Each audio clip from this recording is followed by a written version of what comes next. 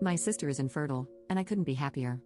I, 28F, have an older sister, Angela, 30F, whom I have never liked. She'd always had to compete with me, but never in a normal sibling rivalry way. Throughout our entire lives, she seemed resentful of my existence, as if the spotlight couldn't perpetually shine on her. Consequently, she would step on everything I enjoyed. For instance, if I learned to play the piano, she had to learn it too. If I excelled at a subject, she would suddenly become a scholar in it. Even if I confided in my mom about having a crush, Angela would end up dating that boy within a week. I consistently informed my parents about her actions, but I was always disregarded with statements like, "Sisters copy each other, and you can't gatekeep what she likes." She consistently monitored the activities I engaged in and the clothes I wore, just so she could outdo me. If I wore a flannel, Angela would show up at school wearing an all-flannel dress. It was 2010, and that was the peak fashion trend in our school at the time. Angela consistently received more praise, even when I took the initiative to start an activity first. She was lauded simply because she outperformed me. My parents went to great lengths, even missing work, to attend all of her dance recitals.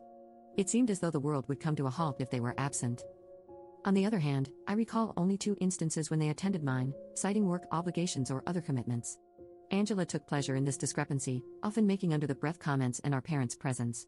When they weren't around, she would express her disdain for me, emphasizing how I should give up because I would always be second to her. In addition to the emotional manipulation, Angela engaged in physical bullying at school. She intentionally tripped me, threw things at me, and hit me in the hallways on an almost daily basis.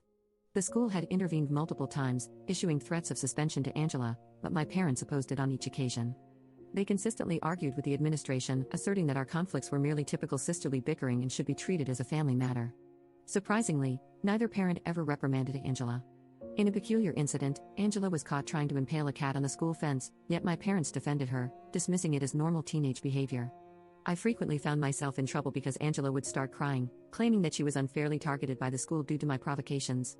On one of these occasions, Angela went to the extent of hurting herself to convince Dad that I was the aggressor. I became a pariah due to Angela's malicious rumors about me, so it was difficult for me to make friends. I resorted to only befriending people from other districts. Angela eventually made sure I had nobody by stalking them, befriending them, and telling all my friends lies about how I was favored by our parents and constantly bullied and belittled her. She even stole boyfriends of mine doing this, convincing them I was horribly mean and an awful person who copied her every move. Once, she catfished me on MySpace for 4 months and baited me into sending her revealing pictures of myself, which she proceeded to send to my parents and everyone in school, including teachers. Later on, she told one of the boys I liked that those were actually her pictures and I had catfished her. The day of my high school graduation, my mom sat me down and told me Angela revealed the horrid abuse she'd suffered at my hand, and I was no longer welcome in their home. After moving out the next day, my parents made very few attempts to communicate with me, only the occasional holiday and birthday text. All financial aid also abruptly ended as soon as I stepped foot on campus. I met my now husband shortly after this, and we were married within a year. They did not feel inclined to attend my wedding or even congratulate me. I informed my parents when I had my first child 8 years ago as an opening, but they have made no attempt to contact or meet any of my 3 children. The best I know of Angela now, from what I've heard, is that she got married to one of the boyfriends she stole from me in high school, and she's been posting about her infertility issues and how she can't offer my parents their first grandbaby. As if any of my children didn't count. After years of silence, I received a text at 8 this morning from my mother that I will copy and paste below. "Hey, my name, it's me, your mama. We haven't talked in a while, and I surely miss you terribly. I wanted to let you know your sister just had a miscarriage earlier this week. Angie and Justin are struggling a lot right now. Send something a little sweet her way, I'm sure she'd appreciate it. Get back to me. I love you." I hate to say it, but I'm glad she's suffering. I'm glad she doesn't get to be a mother. If she tormented me for years, what would she do to a child? Especially a girl? I don't wish harm on any baby, but I know in my heart that child would be damaged by her. I'm angry at my parents expecting me to have any sense of obligation to her. I don't even have any sense of obligation to them. They always believed her and dismissed me. I was always the problem child, and it's strange how my mother can be so warm to me when asking me to do something for my sister. Also, the fact they cared more about my sister's now gone fetus more than my actual children, who wonder why they only have one set of grandparents. I feel some sort of guilt for it, but I refuse to offer any condolences to my destructive, narcissistic sister who has been justified in her bad behavior since birth. Maybe this will change her, help her develop empathy or any type of emotion that isn't hate or vindictiveness. If that happens, I would be more than willing to offer support, but until then, I feel nothing but a small inkling of happiness that she's hurt. Am I awful for this? Update 1. I decided not to respond to my mother.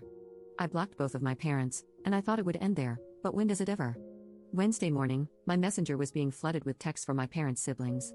Most of the messages consisted of me being told I needed to answer my mother's calls and how callous I was being. I proceeded to block all of them as well. My cousin heard this from her younger sister, who is subject to being around my parents and Angela for family dinners.